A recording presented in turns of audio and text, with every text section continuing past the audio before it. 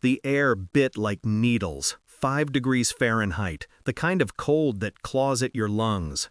I was driving home, the heater barely keeping up, when I saw him, my grandson, Caleb, barefoot on a frozen sidewalk, shivering in a thin t-shirt and shorts.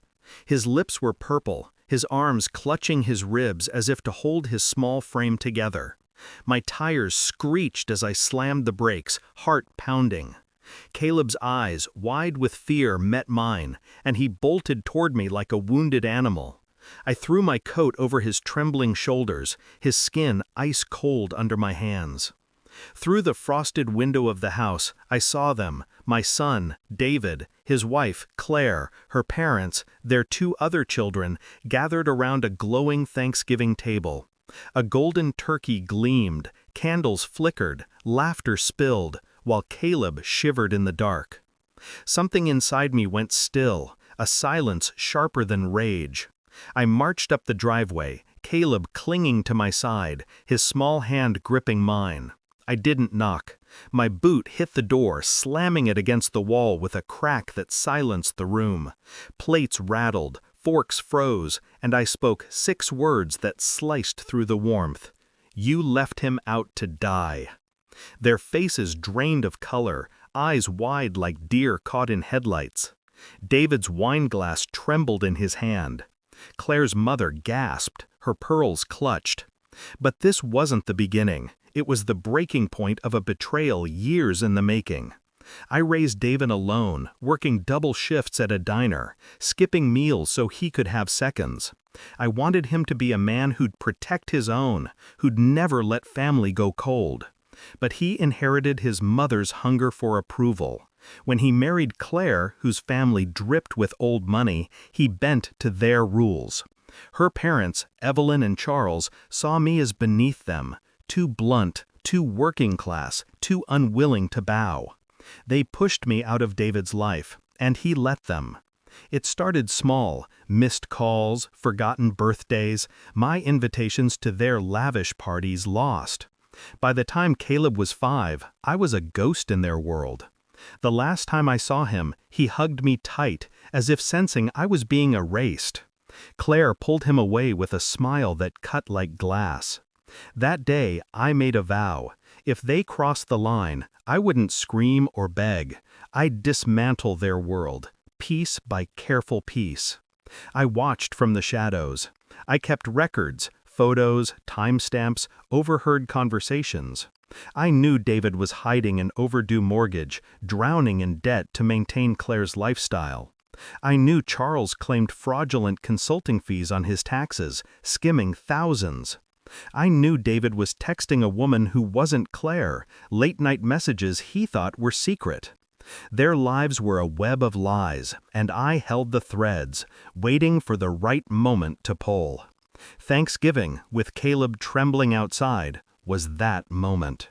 Their cruelty wasn't just neglect, it was a deliberate act to break him, to punish him for reasons I'd never understand. Before I kicked open that door, I texted my friend at Child Protective Services, attaching photos of Caleb's shivering form, the timestamp of the freezing air, a video of their warm feast through the window. "I'll testify," I wrote. Inside, David stammered, "You don't understand, Mom." Claire's eyes darted, not with guilt, but with fear of exposure. "Eat your turkey," I said, wrapping my coat tighter around Caleb. "You'll need the strength." The storm I'd planned broke swiftly. CPS arrived that night, taking Caleb into emergency custody and placing him with me. I had his room ready, warm blankets, hot cocoa, a lock on the door for safety, because trust is earned, not assumed. The next day, I sent Charles his tax records to an IRS contact, a retired auditor who owed me a favor from my diner days. When agents raided his office, his face must have matched the pale turkey he'd carved. Then came David's affair. I didn't leak it. I sent the messages to Claire's phone, letting her read her husband's betrayal in silence. She left him that week, her bags packed, her family's wealth no longer enough to hold her. Their empire crumbled faster than I'd imagined. The mortgage company foreclosed on their mansion, the bank seizing assets to cover David's debts. Evelyn's socialite circle dropped her, their charity galas suddenly full. Headline spread, wealthy family leaves child in freezing cold. Their neighbors whispered, their church turned away. David's law practice tanked as clients fled the scandal.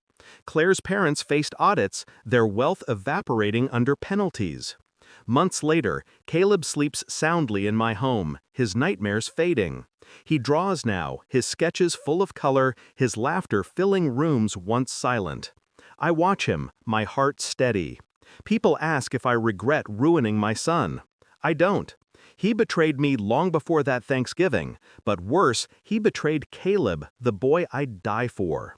When I kicked that door open, it wasn't rage, it was justice, cold and precise, correcting a mistake I made believing David was the man I raised. He tried to reach out once, a shaky voicemail, "Mom, we can fix this." I deleted it. Caleb and I are building a new life, surrounded by chosen family, neighbors who bring casseroles, friends who teach him to fish. The ocean outside our window whispers freedom. They thought they could erase us, but we rose stronger. Their betrayal built my resolve, and their fall was the price of their cruelty. I'm not the grandmother who begs for scraps. I'm the one who rewrote their story, and ours is just beginning.